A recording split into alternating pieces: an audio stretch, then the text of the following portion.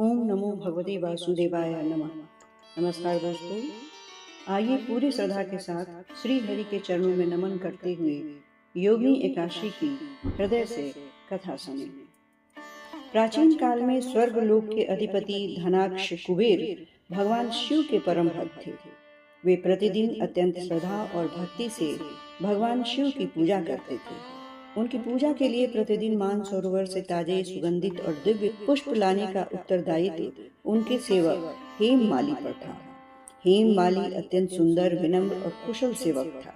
उसकी पत्नी विशालाक्षी भी अत्यंत रूपवती थी। दोनों एक दूसरे से अत्यंत प्रेम करते थे। एक दिन प्रातःकाल हेममाली पुष्प लेने मानसरोवर गया। वहां से पुष्प लेकर लौटने के स्थान पर वह अपनी पत्नी के प्रेम में इतना खो गया कि समय का ध्यान ही नहीं रहा।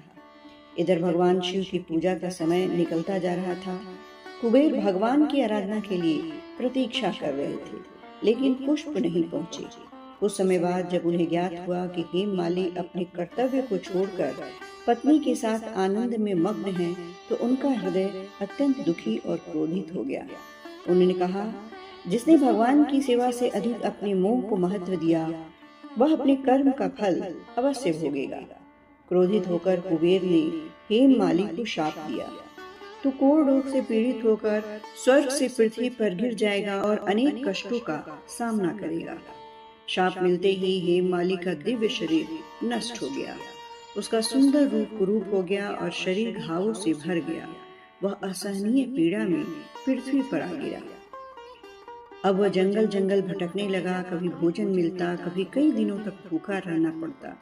शरीर में असहनीय पीड़ा थी, लेकिन उससे भी अधिक दुख उसे अपने अपराध का था। रात के अंधेरे में वह रोता और सोचता, यदि मैंने अपने कर्तव्य को नहीं छोड़ा होता, यदि भगवान की सेवा को सर्वोपरि माना होता, तो आज यह दिन नहीं देखना पड़ता। उसकी आंखों से पश्चाताप के आंसू बहते रहते। एक दिन अनेक कष्ट सहते हुए वह महान तपस्वी ऋषि मार्कंडे के आश्रम में पहुंच गया। ऋषि ने अपने दिव्य ज्ञान से सब जान लिया। उन्होंने स्नेह पूर्वक पूछा, वत्स, तुम्हारी यह दशा कैसे हुई? हेममाली ने रोते हुए अपने अपराध और शाप की पूरी कथा सुनाई। ऋषि का हृदय करुणा से भर गया।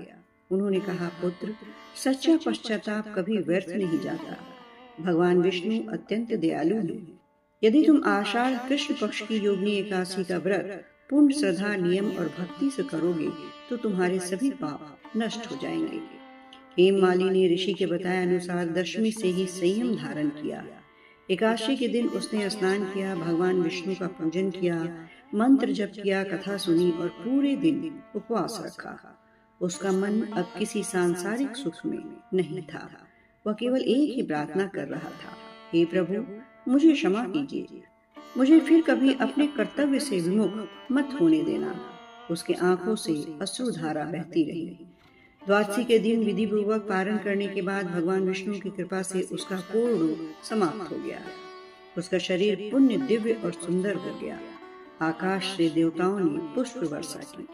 कुबेर ने भी उसे क्षमा कर दिया। हेममाली पुनः स्वर्ग लौट गया और जीवन भर भगवान की सेवा में समर्पित रहा। यह कथा केवल शाप और वरदान की कहानी नहीं है, यह हमारे जीवन का दर्पण है। आज भी हम अनेक बार अपने कर्तव्यों को टालकर मोह, आलस से मोबाइल, मनोरंजन या सांसारिक आकर्षणों में उलझ जाते हैं। धीरे धीरे छोटी छोटी उपेक्षाएं हमारे जीवन में दुख, तनाव और असफलता का कारण बनती है। हेममाली का कोढ़ केवल शरीर का रोग नहीं था, वह कर्तव्य विमुखता का प्रतीक था। जब मनुष्य अपने धर्म और उत्तरदायित्व को भूल जाता है, तब उसका जीवन भीतर से बीमार होने लगता है।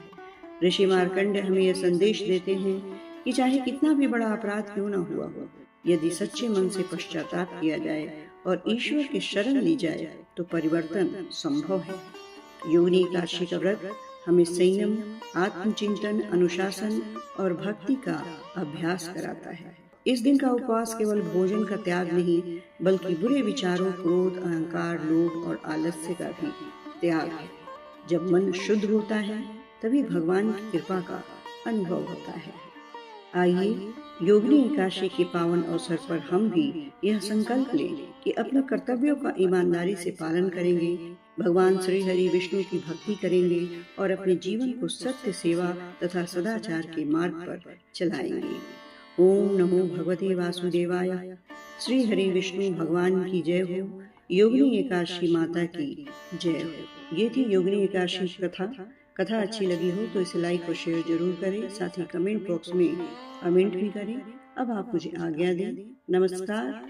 ओम नमो भगवते वासुदेवाय नमः।